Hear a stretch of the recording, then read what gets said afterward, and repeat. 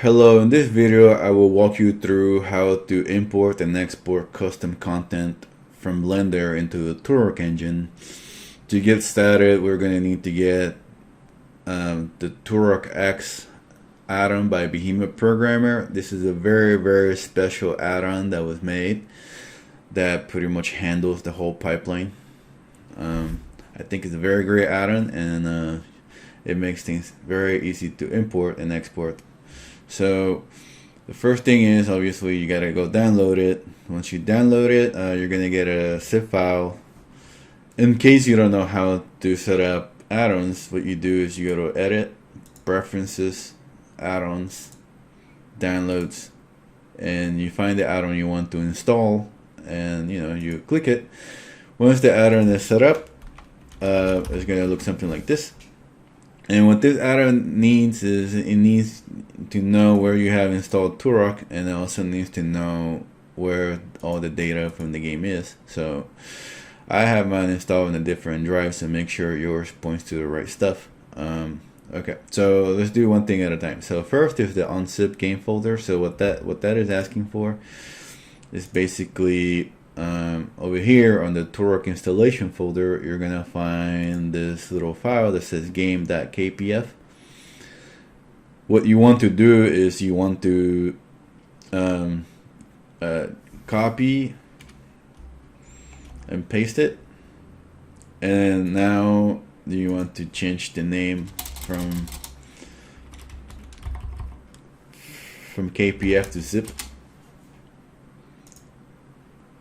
And that will allow you to extract this. So I like to name mine unpack game, so the one I had done was down here. Once you extract this, you're gonna have it ready to go right here. So this contains all the models, textures, materials, effects, sounds, etc. Right, and all the scripting classes and all that, they're also here. So once you have that, you have to pretty much copy that whole directory and then put it right here, right? So this is how the add-on is gonna know where to pull stuff from, and this is mainly for the stuff that comes with the game. Once you start doing your own, you're gonna end up making your own stuff. So at that point, it's a little void. But while you're still retro engineering everything, this stuff is perfect. So once the add-on is installed, you're gonna see it right here, and it's only the top part here because this done here is something I made, but I will cover that later. So pretty much this allows you to set up a camera, it allows you to set up a model scale, and it allows you to also set up a player scale, right? So the main gist is that you go import Turok model.bin,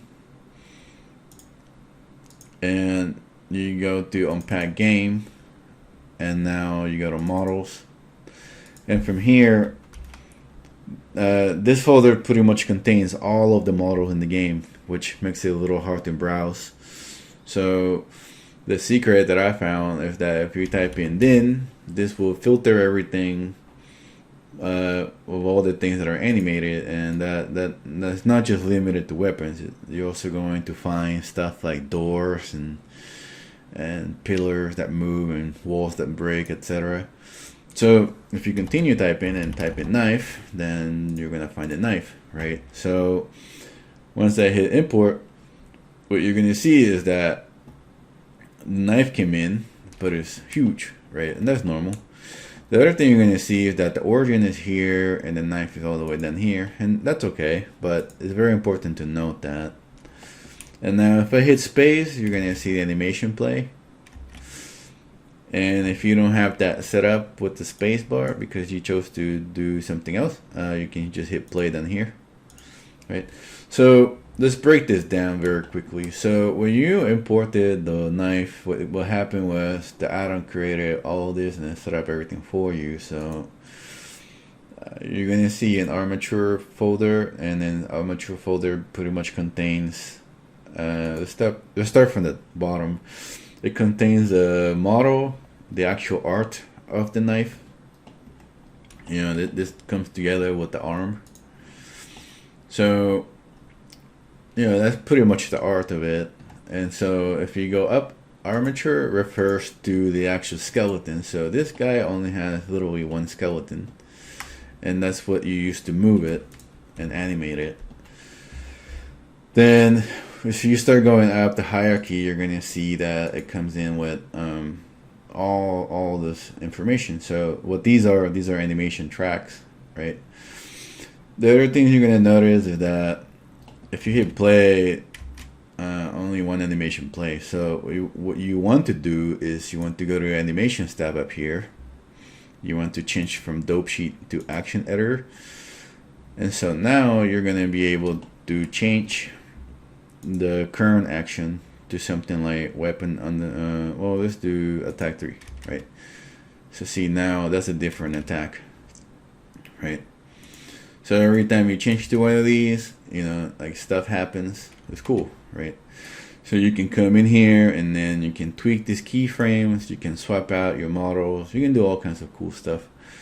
But the important thing to note too is that all these have to have this little shield turn on, and if it's correct if they have an F next to them.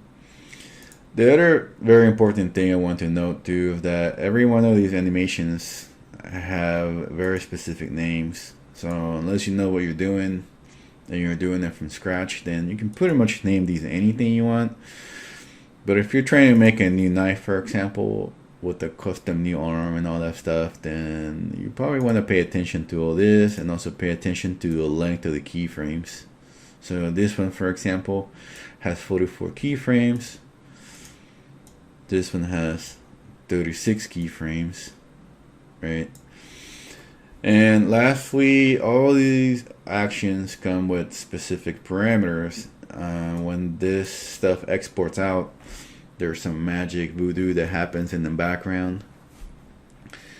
And so all that is handled through here. So this is a special tab that the add-on comes with. And basically what it is a Turok action. So this is telling it somewhere in the code and the animations that get created that to flag this to do what they need to do in the engine, right? I don't know how else to explain it. It's just that. So, but when this animation plays, what's happening in the background is that there is this action keyframe that has been triggered.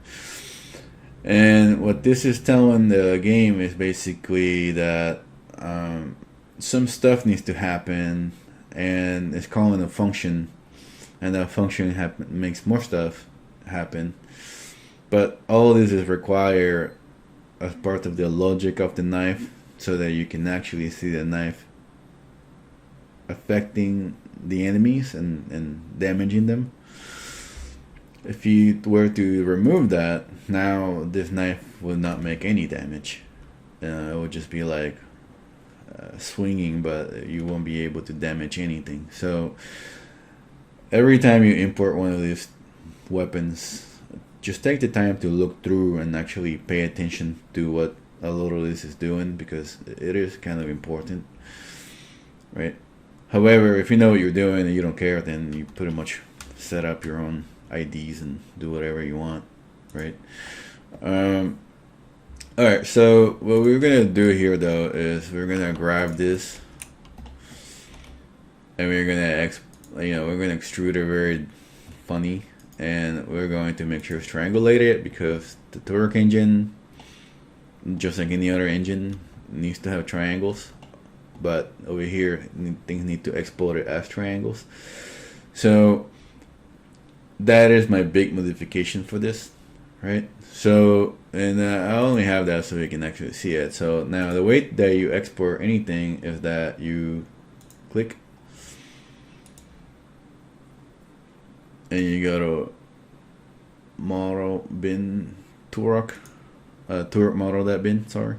And so this the thing here though is that we have this unpacked folder, and all the folders have names, so we know that the knife came from this models folder. So if we go up a folder, what we need to do in the main Turok folder is we need to make a new folder that is called models, right? So within this folder, we save the knife exactly the same way as name. You don't change it to knife 1 or knife 2 or anything. You save it what it needs to be, so that you don't have to go in and tweak the code, right? So at this point, if I were to launch the game, I'm launching the game with no settings, just what I just did.